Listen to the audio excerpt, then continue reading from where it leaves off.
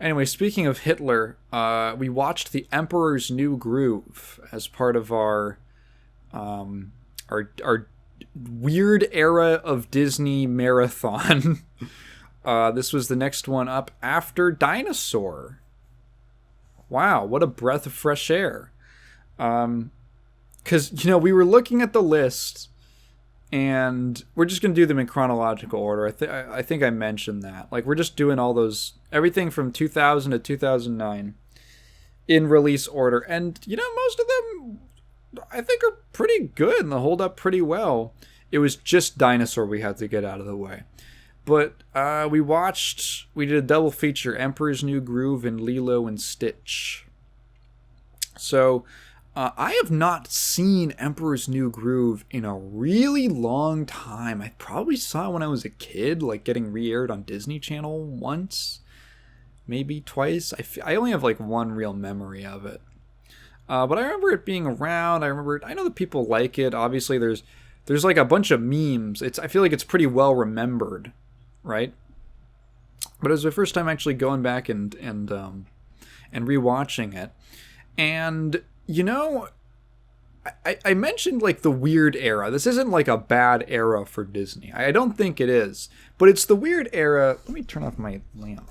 It's too bright for a lamp to be on. Oh, turn off. There we go. It's weird because you can kind of feel Disney having a bit of like an identity crisis with the films they released in this period.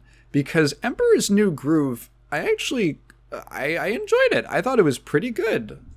Pretty good movie. Pretty enjoyable. But it doesn't feel like a Disney movie. Excuse me. You know what I mean? Like, it feels like a DreamWorks movie. In a lot of ways, it feels like one of those early 2D DreamWorks movies with like attitude and stuff like that. And it was not, funny enough, it was not originally intended to be that. I feel like this is a slightly, somewhat well-known story, but Emperor's New Groove originated as a film called Empire of the Sun, I think.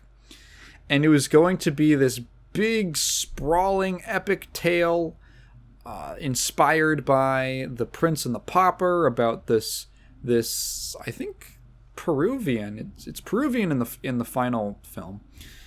This Peruvian prince, this stuck-up, arrogant prince, trading places with a peasant who looks just like him, and then getting turned into a donkey. And the peasant has by this witch, Yzma, and then the peasant Yzma finds out this whole secret, turns the real prince into a donkey, a llama, and then basically blackmails the pauper in this story into doing her bidding, or she'll expose him.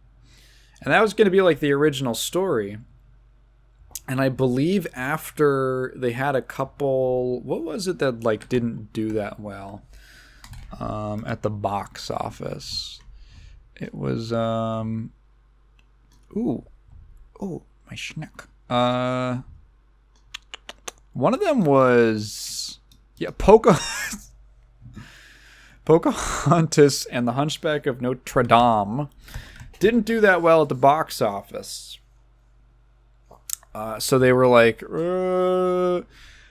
and you kind of, again, right? Like I mentioned in the dinosaur segment on last episode, Pixar was like, still pretty successful at this point. Like they were kind of cranking out hits, and the industry was kind of moving towards this. I can definitely hear the corporate exec meetings where they're talking about how the industry is moving towards CGI and CG animated films, and how maybe spending a bunch of money on a 2D animated film is not a smart business decision. So let's scale back production. So the film was entirely reworked, retaining a couple things like the setting, some of the characters and elements, but a lot was changed. A lot of it was reworked into what became the Emperor's New Groove, which I feel like people are pretty familiar with this movie. But to recap, It's about this Peruvian prince named Kuzco, played by David Spade. And he's a completely self-absorbed, arrogant asshole. And he's going to build a new resort home on the mountain that's inhabited by a local village farmer dude named Pacha. And Pacha's none too pleased about this. He's feeling pretty down in the dumps, dejected about it. When the witch, his advisor, Yzma, the Kuzco's advisor, who's plotting against him, she wants to steal the throne. She means to poison him. She turns him into a llama. And her wonderful Patrick Warburton, right? Which one is it? Hang on. Is it... There's two, like... Yeah, Patrick Warburton plays Kronk. The wonderful big himbo type. Great performance. Like, such a fun character. Genuinely. Yeah, this movie has a lot of fun characters. What was I talking about? Anyway, yeah. And Pacha and Kuzco have to get back to the palace so that they can stop Yzma from overtaking the empire, right? From stealing the throne. And they also got to turn Kuzco back into a human. And it's kind of just like a buddy comedy. I say buddy with, like, buddy isn't exactly the right words. It's kind of, they don't like each other, and for good reason. Kuzco, okay, so here's another thing. Kuzco doesn't feel like a traditional Disney protagonist. He feels much more like a DreamWorks protagonist. What I mean by that is DreamWorks kind of always push themselves as the more edgy alternative to Disney. Edgy is subjective, but they had attitude, right? They were more upfront with their characters having like more flaws and stuff like that, like more built-in flaws. Disney usually kind of, I feel like people traditionally think of a Disney protagonist as someone who is basically a good person, who's basically good at heart, and just has some hardships that they have to overcome. But there's nothing necessarily deeply wrong with them. Maybe they're like lack confidence or something like that. But basically, like they're pretty good people. And then you go to DreamWorks, and they were much more willing to have their characters be a little more flawed. Like, Shrek is kind of like he's like an outcast. He's sort of a loner, and he enjoys that, but he is in some ways like a total misanthrope, right?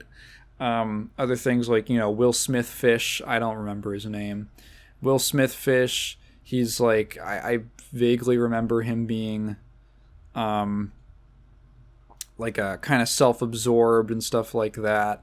A little like, yeah, like didn't really think about other people and all that. Moses is a Zionist. Like they were willing to give their characters like flaws like that. And Kuzco feels much more in line with that kind of an archetype. I was actually surprised at how horrible of a person they make him in this film. I thought it was going to be like, oh, he's a little egotistical, but they aren't going to commit super hard. He's gonna like, oh, he's gonna see the real concept. He's just sheltered. I thought that's what it was gonna be. He's just kind of sheltered, and he's never really seen the negative consequences of his actions. But he's gonna get humbled fairly quickly, and then he's gonna see, the way he's gonna see Pacha in like a new light, and after Pacha like helps him, and then he's going to turn... I was expecting all that to happen pretty quickly, and no. They kind of double down on Kuzco being, like, a really genuinely bad person. Like, he's vile in this film. Which surprised me a lot. he's going to go back to the palace on his own. He's going to make he ends up at like Pacha's farm because of plot stuff. And they got to get from the farmstead back to the palace. But Pacha is like willing to like lead him back if Kuzco promises to that he's not going to build, his estate on Pacha's land, right, on his farm. Which like tells you about Pacha, right? Like, it's not technically the most altruistic thing to do, but that just making like Kuzco might totally he might totally double cross him. That feels like in line. Kuzco is very self-centered. He might completely just agree to it and then change his mind or betray him after he's got what he wanted and he's a human again. He's back on the throne. But Pacha, you can tell, is like he's smart and he's willing to bargain for it, but he's also like a generally honorable person, and he believes in fair agreements, which you could construe as being slightly naive. But he like really does, like, Pacha wants to see the best in people, right? You can kind of intuit that from a little bit of the way that he acts. He's like a family man and all that. He's like a good salt of the earth type of guy. I like that he's an older character. Kuzco is like he's like a teenager. And Pacha is like a fully grown adult man who has to put up with this fucking idiot, this total shithead. And, Kuzco initially goes off on his own and then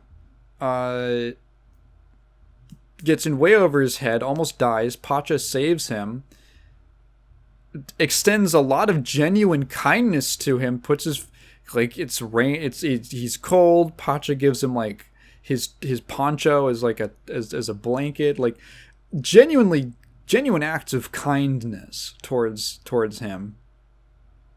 When Kuzco is seemingly just does not like compute that at all. And then, but he does a nice thing for him, and he's like, he seems to appreciate it. And then, like, at the first chance he gets, he completely fucking stabs him in the back and is like, I'm gonna leave you to die. And Pacha's like, what the fuck, dude? Are you serious? What the hell? And Kuzco's like, yeah, I actually don't care. I don't care about human life. Die, peasant. Fuck you. And I was like, whoa. And the way they do it is like they both end up in a precarious situation. In Kuzco immediately following that, like the same precarious situation. He actually can't just walk away from it. And that eventually leads to Pacha kind of like figuring out how to get them out of this sticky situation. And then almost dying, and then Kuzco saving him at the end. And you're kind of wondering, like, okay, there's this aspect of the film I find really fascinating that I don't think it ever truly taps into. Kuzco saves Pacha, and at this point in time, he has demonstrated at least like twice that he's totally willing to let this dude die. So when he saves his life, you have to wonder, because this coincides with the fast route, the fast, easy route to the palace falling apart, this bridge. You have to wonder, and the question was in my mind, okay, has Kuzco, and Pacha's very, very touched by the fact that Kuzco has actually done this, and it seems like he's turned a new leaf. But in the back of my mind, I'm like, has he actually had a change of heart? Or did he just save Pacha's life because he knows now that he has to rely on him to navigate back to the palace? And I was thinking about this really interesting dynamic where the main character of your story has like sociopathic traits and does not seem to really care for people who mean him well, like genuinely mean him well. And you're kind of like, it's not the same thing as an unreliable narrator, but it's a protagonist with questionable motives. That is, and like, imagine a scene where now, finally, after all of this, right? All these scenes, all this stuff, they come to like a dangerous situation, but the path, like Pacha ends up in danger, say, but the path back to the palace is totally clear and obvious, and it would be no sweat.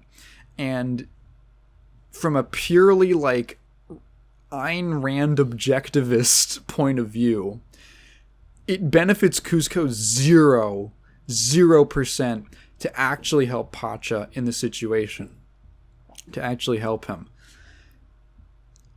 Imagine the tension you could get out of a scene like that. Imagine if there's even a moment of thinking or hesitation or doubt that the audience has of like, no way, dude. No way you're gonna turn your back on it. There's no way, dude. And just in my mind, that moment is like, dude, the drama, the dramatic tension that you could get out of a character and a dynamic like that is so fucking cool. And the movie unfortunately never does that. And I know that that's like a thing that like I just made up. And I wouldn't ever, and because of that, I wouldn't really hold it against the film, because it's just something that I was thinking about. But like, dude, imagine how cool that would be. Because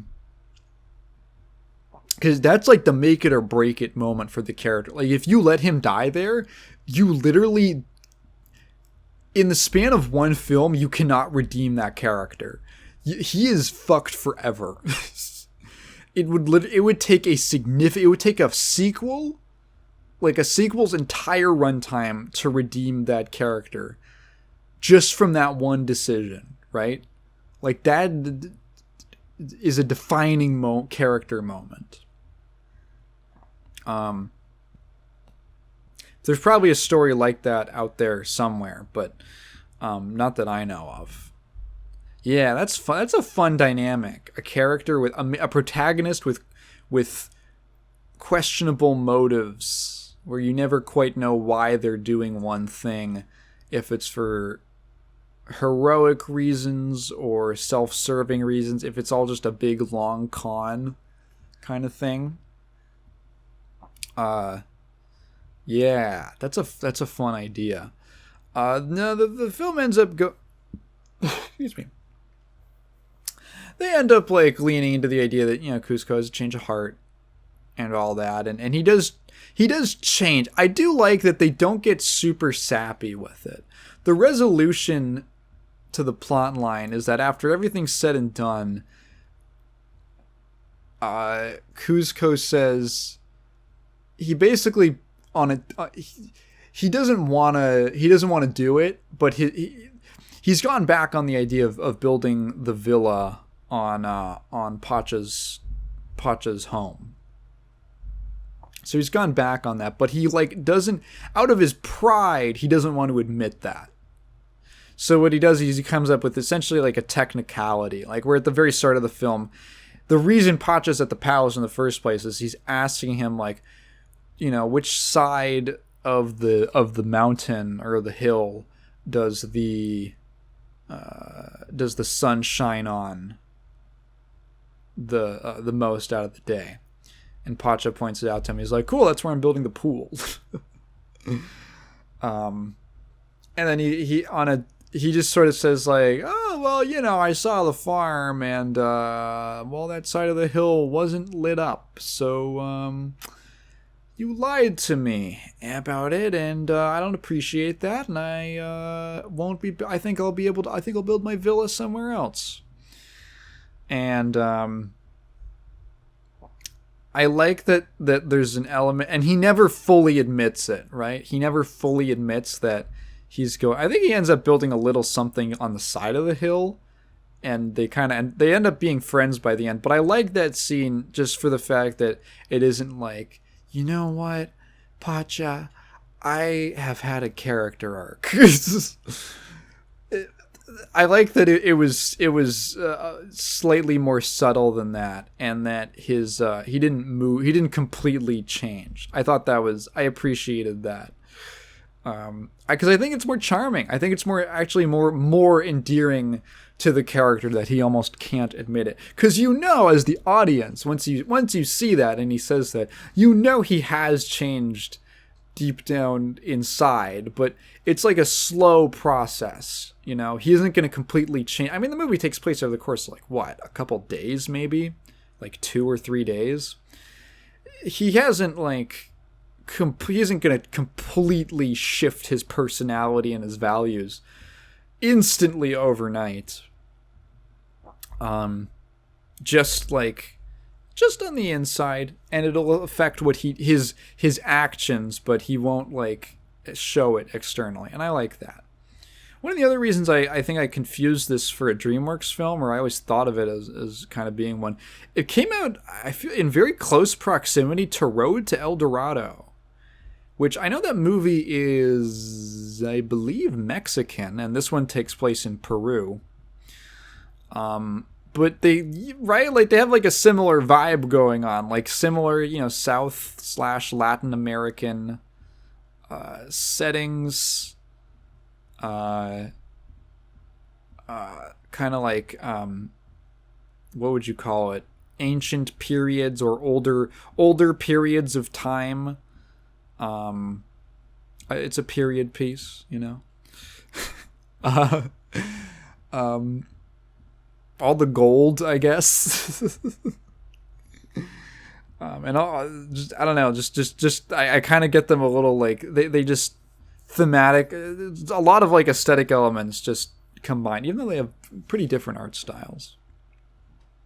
In any event, do I have an ingrown nail? God damn it, I think I do.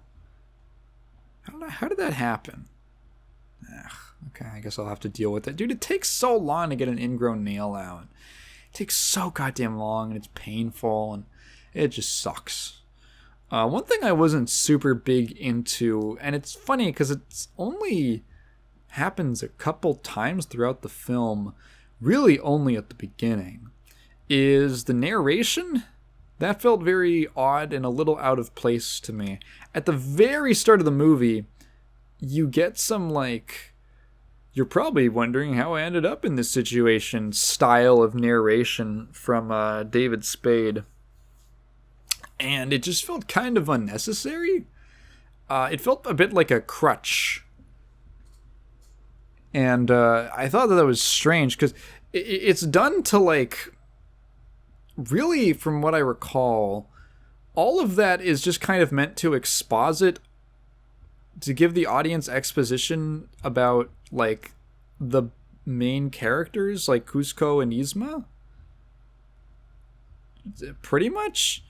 When I'm pretty sure that you could have just done that with some dialogue, like the way that they interact, or you could have thrown in a line about just explaining, you gotta visit Yzma or something like that. The royal advisor Yzma or something. And then just you don't have to spell out that she's trying to steal the throne to the it's pretty obvious. And even if it's not obvious, it becomes obvious pretty quickly when the first 10 minutes of the movie has multiple scenes of her talking about how she's gonna kill him. Right? And that's funny because I don't know, that felt very, it was weird because it felt very unconfident, that's the word. It felt very unconfident in the film's characters and dialogue, the ability of those things to communicate to the audience, info to the audience. And I thought that was weird because it's not an actual thing that the film suffers from. The characters are extremely expressive. Everyone is pretty. All the main characters are really memorable. Everyone has there's a lot of just really good lines. I think one of the reasons that this film has spawned so many memes of it in the years since its release, is because there's just a lot of really likable, funny characters and bits of dialogue and expressions. One of the other things, it doesn't feel like a Disney movie. Part of the pitch for this was apparently that it was inspired very much by Tom Jones cartoons, like Looney Tunes style Warner Brothers animation. And it feels like that. I think I commented while we were watching it that the characters are very physical. They're very expressive, but in a way that feels like, how do I describe this? It's usually not like super goofy, over the top cartoonish. It's kind of like one of the better Jim Carrey performances, right? Like you know how he always kind of knows like just how far to push it and like just how exaggerated his expressions can be. Almost like it's very theatrical. It's like a theatrical comedy where, you know, you're on this big stage and people might be like very far away or, you know, in some kind of elevated seat, right? So you as an actor have to magnify all of your actions and everything you do. There's not like subtle acting on theater because you gotta like, because people won't see that shit. So a lot of the characters' movements reminded me of that, and I actually liked it. I think they nailed it. I think they nailed it pretty well. It never feels like it's just like whoa, whoa, whoa, whoa, whoa, like just overly super goofy.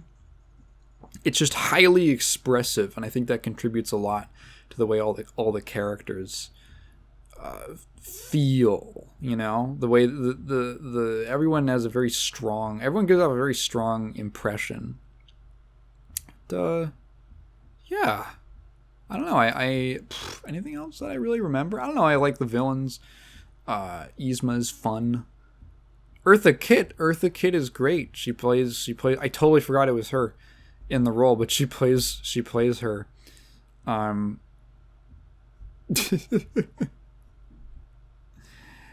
is such an interesting. Okay. Stick with me on this one. Does Yzma have like a weird sex appeal thing going on?